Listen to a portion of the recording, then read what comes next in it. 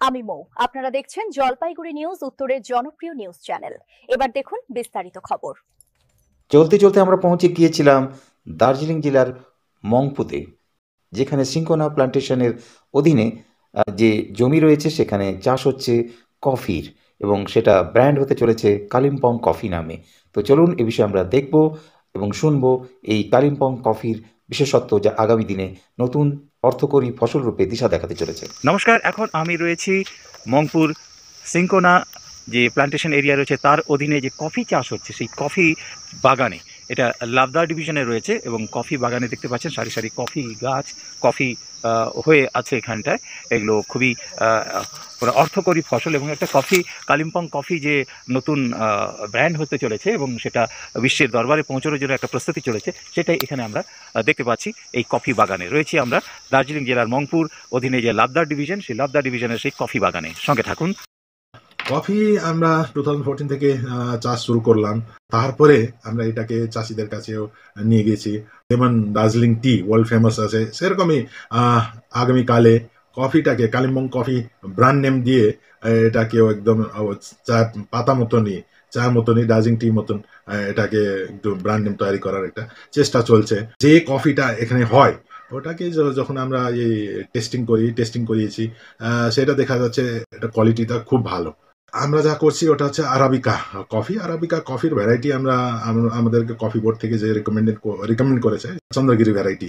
আমাদের সিনকোনা প্লান্টেশনের মধ্যে 223 একর মতন আছে। ওখান থেকে আমরা যা পাই ওটাকে আমরা প্রসেসিং ইউনিটে আমরা প্রসেসিং করে এটাকে ফিল্টার কফি রেডি করছি।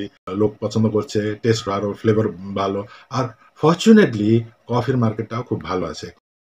এবার চলুন তাহলে যাওয়া যাক এই কফি যে চাষ হচ্ছে সেই বাগান থেকে। এবার যেখান থেকে এই কফি তৈরি হয়ে আপনার কাছে পৌঁছে যাচ্ছে সে সম্পর্কে আমরা দেখব, শুনব কিছু কথা। সঙ্গে থাকুন। চলতে চলতে এবার আমরা পৌঁছে গিয়েছিলাম মংপুর সেই সিঙ্কোনা কারখানার অধীনে, যেটা রয়েছে, যেখানে কফি তৈরি হচ্ছে, ভাবে প্রসেসিং হচ্ছে কফি, যেটা আমরা কিছুক্ষণ আগে বাগানে দেখলাম। সেই বাগান থেকে এবার আমরা কথা শুনবো, যিনি এই কাজের সঙ্গে যুক্ত আছেন তার কথা। প্রবেশ খাওয়াস, তিনি জানাচ্ছেন এ বিষয়ে বিস্তারিতভাবে। ये आपका जैसे कि कॉफ़ी जब रिपन हो जाता है बगान में, तो उसको हार्वेस्ट करके यहाँ पर लाया जाता है। और ये आपका जो अभी चेरी दिख रहा है आपको, ये आपका ड्राई फॉर्म में है सर। ये आपको डायरेक्ट सन ड्राई किया गया है विथ पल्प। तो ये आपका ड्राई चेरी है सर।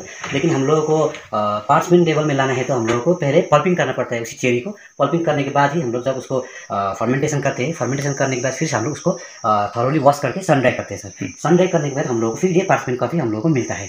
तो पार्चमेंट कॉफ़ी हम लोगों को 12% मॉइस्चर में रखना है सर। ये अवेलेबल होना है मॉइस्चर। उसके बाद हम लोग फिर उसको क्या करते हैं, इसका बाहर में एक थिक लेयर रहता है जो हमको रिमूव करना है, स्किन लेयर को। इसको हम लोग रिमूव करने के लिए हॉलर मशीन यूज़ करते हैं सर।